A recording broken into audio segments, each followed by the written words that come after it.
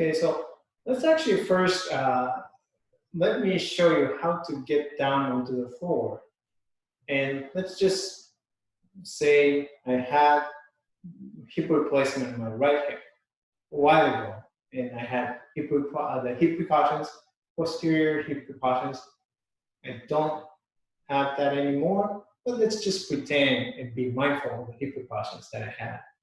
Okay, so going down, getting onto the floor. So if I want to be safer and protect my right hip, I want to keep my right hip slightly behind and then bending over,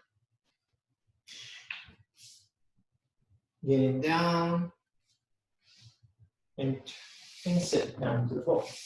So if you see me from the side, maybe you can see a little better. By keeping my right leg back, like so, when I'm bending over, look at the angle of the hip joint here. Okay? Versus if I had my right leg in front and then I bend over, then immediately I'm going to bend past 90 degrees. But by extending my right hip in the beginning and then bending over, I'm still maintaining that hip precautions. I'm not breaking the hip precautions, right? And then going over, and then I'm going to turn my leg and turn my pelvis here. So I'm not internally rotating my hip. So now I'm down onto the floor, and then let's get back up, right? So in this case, I want to avoid any internal rotation and excessive flexion in abduction of my right hip. So I would choose to turn to the left side versus going to the right side, because if I turn to the right side, then what happens to the right hip is I am turning internal rotation. Okay? I don't want to go into that direction, so I want to go into this direction, and then just watching your toes so it's not falling down right away. Just keep it, control that motion, but lead with your pelvis. And then over here.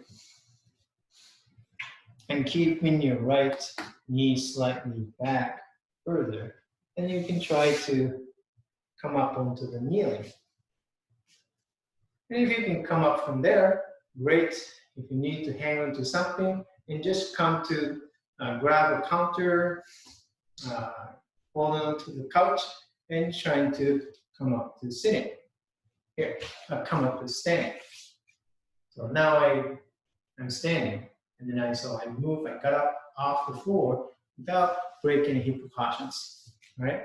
But I would not try to practice that without consulting with the doctor. So if you still have an active hip precaution, then please and consult with your doctor and then your therapist, and before you practice that. But this is for somebody who had hip replacement in the past, and then still you want to be careful and have mobility issues and difficulty getting up off the floor after the hip replacement.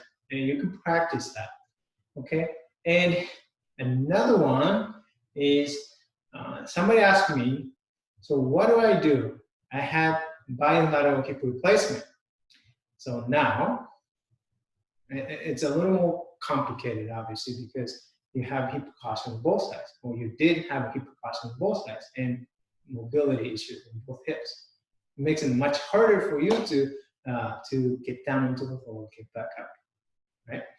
So if you had both hip replaced, and if you had both hips mobility issues and precautions, if you had both of them still have precautions, maybe I would even try to do that. But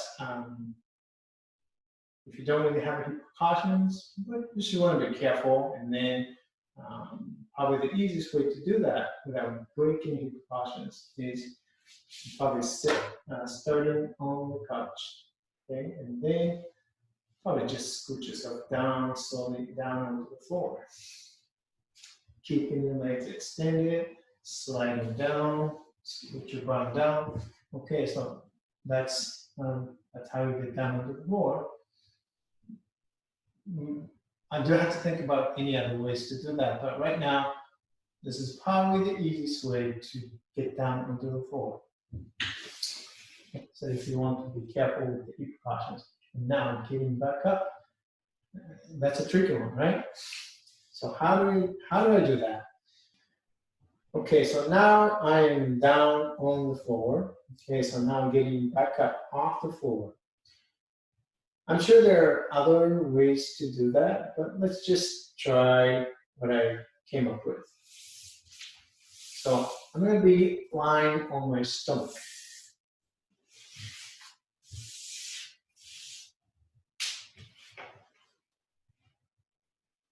Okay, so this position should be fine.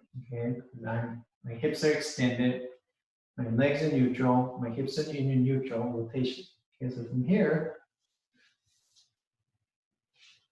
come up and try to get on your hands and knees. Okay, and then, if you can, roll over to the couch over here.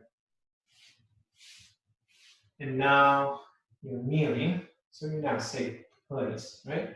And from here, you're going to come up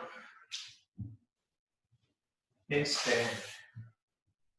Okay, so it may not be ideal for you, but this is probably what I would do. Try to, if you want to be super careful not to break your precautions, then if you find yourself on the floor, you somehow have to get up off the floor, and you can give it a try. But like I said, if you have active precautions, then please do not try. And please consult with your doctor and your therapist and to do that. But this is for someone who had hip replacement in the past and no longer have hip precautions, but still want to be careful with the hip precautions. You can give it a try. And let me know what you think. And if this strategy works, great. But if it didn't work for you, and could you tell me in the comment section what did not work for you? And what part is it difficult for you, challenging part for you? And that would be really, really helpful for me. And so that maybe I can create another video to address your concern. All right. Well, thank you for watching, and I hope you enjoyed this video. And if you like this video, and please hit the like button. And if you're new to this channel, please don't forget to subscribe to my channel. And thank you, and see you in next video. Bye, bye.